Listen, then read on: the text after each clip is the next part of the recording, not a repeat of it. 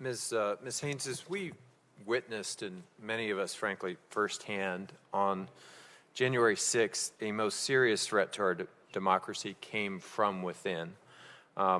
We've seen the current president, as he has done his utmost to stoke some of those grievances, those divisions that really fueled this threat, but his departure from office tomorrow is certainly not going to eliminate it.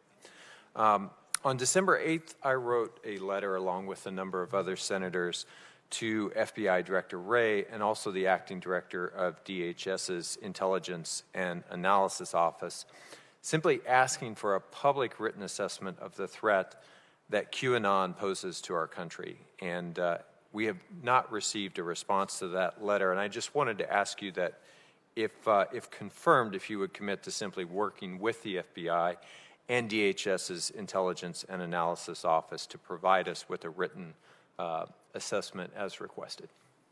Yes, Senator.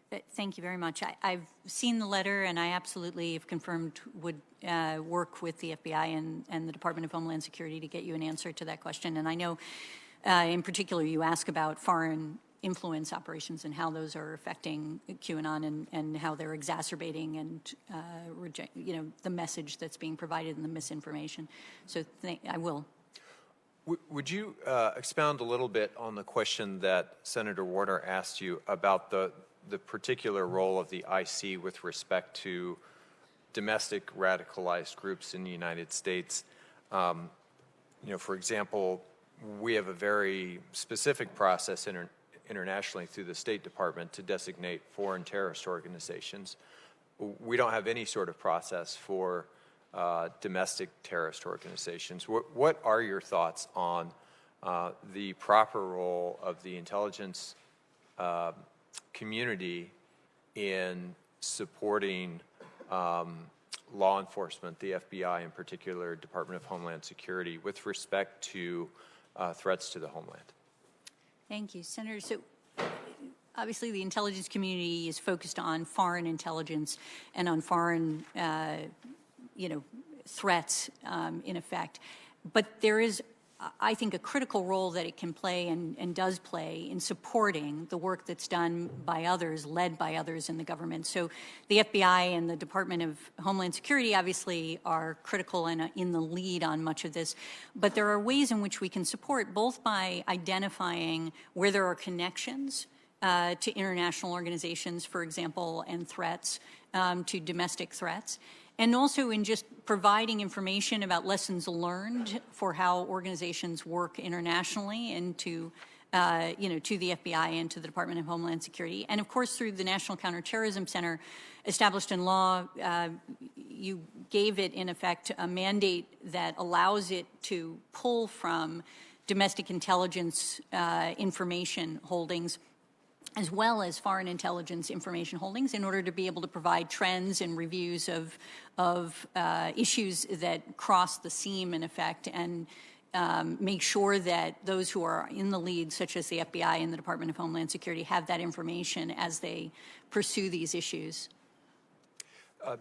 I suspect I'm probably going to run out of time before I have a chance to get to the bottom of all these things, but you and I have spoken quite a bit about the committee's detention and interrogation report and sort of the aftermath of all that.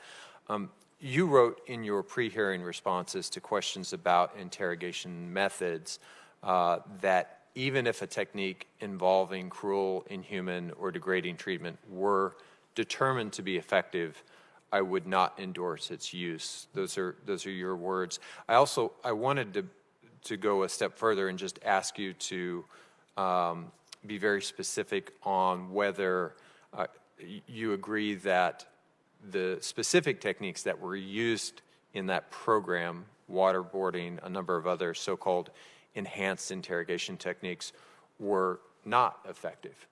Do you understand the distinction I'm asking? I think so, sir. So I believe that waterboarding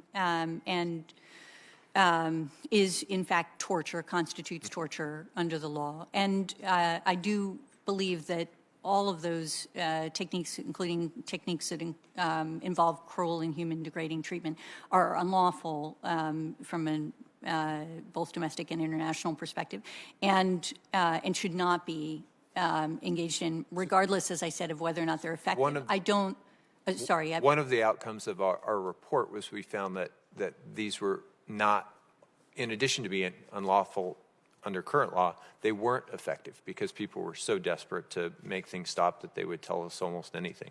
Do you agree that those techniques were not effective in their use? Yes, Senator, I think that your report does an excellent job, essentially, of identifying how there are actually better alternative methods to get true, accurate information, and that is a reality.